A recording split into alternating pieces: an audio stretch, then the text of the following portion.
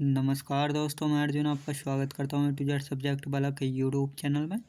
दोस्तों, मैं आज आपके लिए लेकर आया हूँ इतिहास के टॉप 100 प्रश्न जो वेरी मोस्ट इम्पोर्टेंट क्वेश्चन है सभी परीक्षाओं के लिए। सभी परीक्षाओं में बार बार रिपीट किए गए क्वेश्चन है। तो दोस्तों, वीडियो को अंत तक जरूर देखना ताकि सभी क्वेश्चन आपको आसानी से याद हो जाएँ। साथ ही दोस्तों, अगर आप हमारे चैनल पर पहली बार आएँ तो हमारे चैनल को भी सब्सक्राइब कर लीजिएगा ताकि हमारे आने वाले वीडियो का नोटिफिकेशन आप तक पहुँचता रहे। चलिए दोस्तों, वीडियो को स्टार्ट करते हैं। द्वैध शासन नीति किसने समाप्त किया था? दोस्तों, द्वैध शासन नीति को किसने समाप्त किया था? वारेन हेस्टिंग ने। याद रखें दोस्तों, वारेन हेस्टिंग ने। दारा सिकों ने किस सिख गुरु को मुगल शहजादियों से वैवाहिक संबंध स्थापित करने हेतु आमंत्रित किया था? तो गुरु हरराय को कहा था। याद रखें दोस्तों, गुरु हरराय को। अगला क्वेश्चन देखते हैं। किसकी समाधि के कारण नांदेड़ गुरुद्वारा सिखों द्वारा पवित्र माना जाता है? दोस्तों, किसकी समाधि के कारण नांदेड़ गुरुद्वारा सिखों द्वारा पवित्र माना जाता है? गुरु गोविंद सिंह के द्वारा। याद रखें दोस्तों, गुरु गोविंद सिंह के द्वारा। रैयतवाड़ी व्यवस्था कब लागू की गई थी? 1820 ईस्वी में। याद रखें दोस्तों, रैयतवाड़ी व्यवस्था स्थापित की गई थी 1820 ईस्वी को। याद रखेंगे दोस्तों। शिवाजी महाराज के राजनीतिक गुरु एवं संरक्षक कौन थे? दादा जी कोंडदेव थे। याद रखेंगे दोस्तों, शिवाजी महाराज के राजनीतिक एवं संरक्षक कौन थे? तो दादाजी कोंडदेव थे। याद रखेंगे। अगला क्वेश्चन देखते हैं। लॉर्ड वेलेस्ली की सहायक संधि को स्वीकार करने वाला पहला मराठा सरदार कौन था? पेशवा बाजीराव द्वितीय था। याद रखेंगे, पेशवाराव बाजीराव द्वितीय। नील कृषकों की दुर्दशा पर लिखी गई पुस्तक नील दर्पण के लेखक कौन है? तो दोस्तों, याद रखेंगे दीनबंधु मित्र। याद रखेंगे दोस्तों, दीनबंधु मित्र। अगला क्वेश्चन देते हैं। किसने यह विचार किया था कि भारत में ब्रिटिश आर्थिक नीति घिनौनी है? तो कार्ल मार्क्स के द्वारा यह विचार किया गया था। याद रखेंगे। अगला क्वेश्चन देखते हैं। अंग्रेजी शासनकाल में भारत का क्षेत्र अफीम उत्पादन के लिए प्रसिद्ध था? तो दोस्तों, अंग्रेजी शासन में भारत का कौन सा क्षेत्र अफीम उत्पादन के लिए प्रसिद्ध था? तो बिहार। याद रखें दोस्तों, बिहार प्रसिद्ध था। प्रथम आंग्ल मराठा युद्ध कौन सी संधि द्वारा समाप्त हुआ था? सलवाई की संधि के द्वारा समाप्त हुआ था।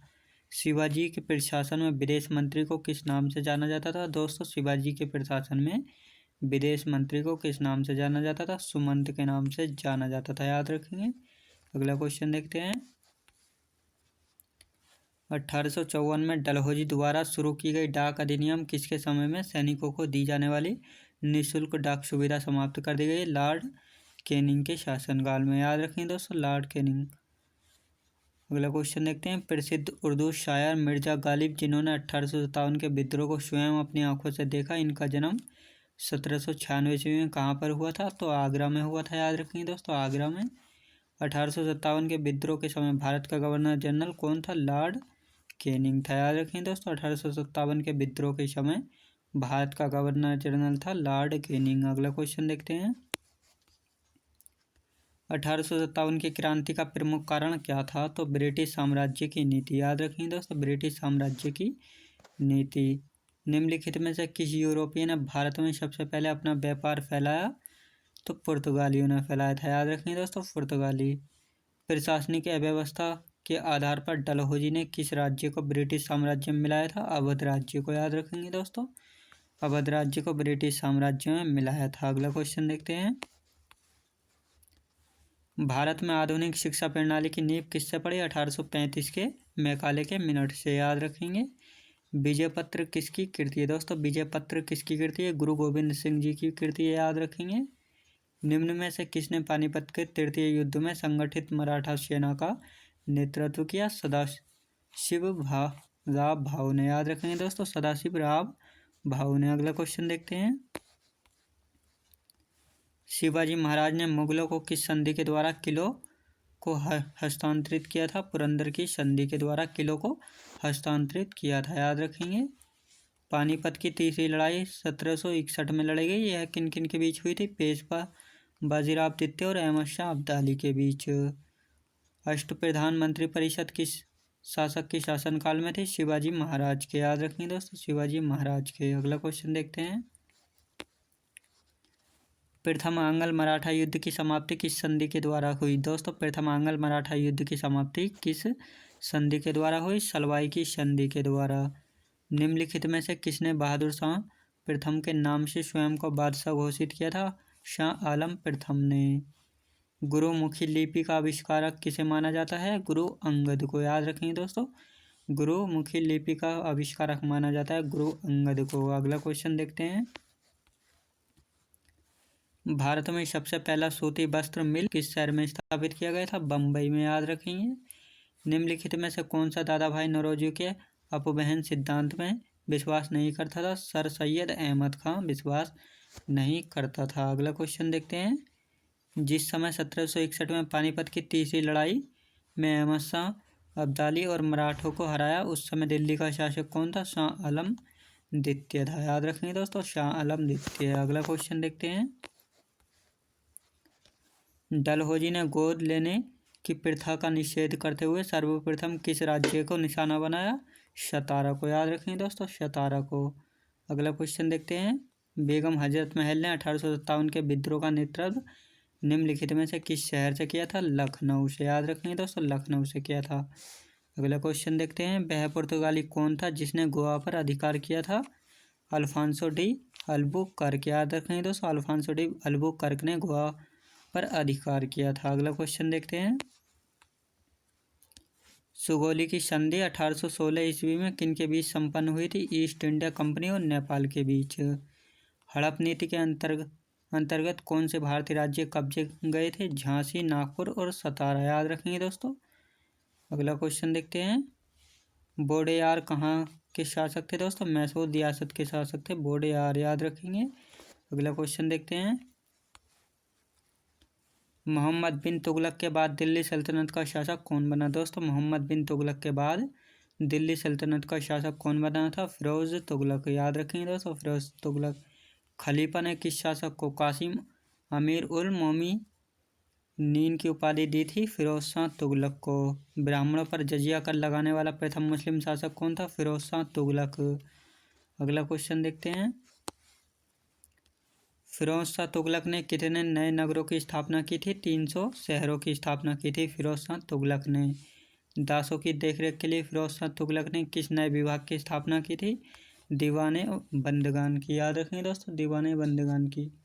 अगला क्वेश्चन देखते हैं। फिरोज शाह तुगलक की मृत्यु कब हुई थी? 1388 ईस्वी में। अगला क्वेश्चन देखते हैं। तुगलक वंश का अंतिम शासक कौन था? नसीरुद्दीन महमूद तुगलक था। याद रखें दोस्तों, नसीरुद्दीन महमूद तुगलक।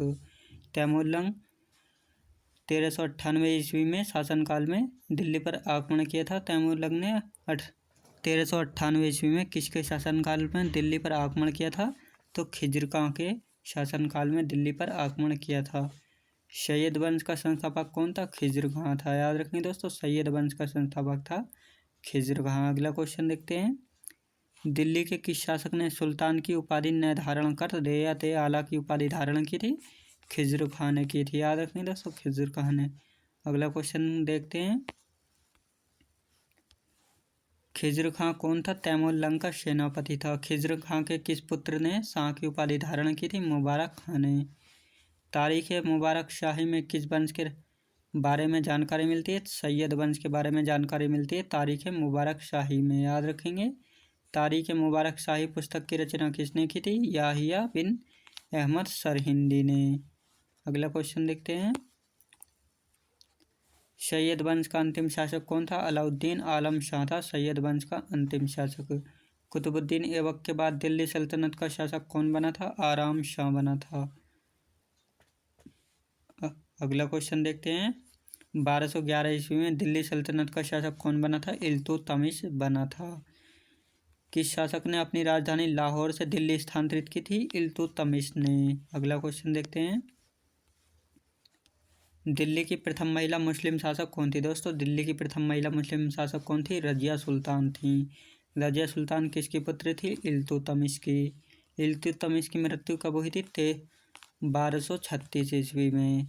सल्तनत काल में दिल्ली के किस शासक ने पर्दा प्रथा का विरोध किया था? रजिया सुल्तान ने पर्दा प्रथा का विरोध किया था। याद रखेंगे। अगला क्वेश्चन देखते हैं। रजिया सुल्तान का विवाह किसके साथ हुआ था? अल्तुनिया के साथ। दिल्ली का कौन सा शासक टोपी सिलकर अपना जीवन यापन चलाता था? नसरुद्दीन महमूद दिल्ली का शासक टोपी सिलकर अपना जीवन यापन चलाता था। बलबन कौन था? इल्तुतमिश का दामाद था। बलबन दिल्ली का शासक कब बना? 1266 ईस्वी में। अगला क्वेश्चन देखते हैं। दिल्ली के किस शासक ने सिजदा एवं पैबोस प्रथा की शुरुआत की थी? बलबन ने शुरुआत की थी। किसने बलबन को उलूग खां की उपाधि प्रदान की थी? नसीरुद्दीन महमूद ने। खिलजी वंश की स्थापना किसने की थी? जलालुद्दीन फिरोज खिलजी ने। अगला क्वेश्चन देखते हैं। जलालुद्दीन फिरोज खिलजी ने किस शहर को अपनी राजधानी बनाया था? किलो खरी को। चोल काल में विष्णु के उपासक क्या कहलाते थे? अलवार कहलाते थे। चोल काल में शिव के उपासक क्या कहलाते थे? नैनार कहलाते थे। पाल वंश का संस्थापक कौन था? गोपाल था। याद रखें दोस्तों, पाल गोपाल। अगला क्वेश्चन देखते हैं। पाल वंश की राजधानी कहाँ हुआ करती थी? मुंगेर में। याद रखें दोस्तों, पाल वंश की राजधानी हुआ करती थी मुंगेर। विक्रमशिला विश्वविद्यालय की स्थापना किसने की थी? धर्मपाल ने। पाल शासक किस धर्म के अनुयायी थे? बौद्ध धर्म के अनुयायी थे पाल शासक। नालंदा में एक बौद्ध विहार बनवाने के लिए किस राजा ने 5 गांव दान में दिए थे? देवपाल ने। याद रखेंगे दोस्तों, देवपाल। अगला क्वेश्चन देखते हैं। पृथ्वीराज रासो की रचना किसने की थी? चंद्रवरदाई ने की थी। किसके नेतृत्व में अरबों ने भारत पर पहला आक्रमण किया था? मोहम्मद बिन कासिम के। अरबों ने सिंध को किस वर्ष जीता था? 712 ईस्वी में। अरबों के आक्रमण के समय सिंध का राजा कौन था? दाहिर था। याद रखेंगे, दाहिर। अगला क्वेश्चन देखते हैं।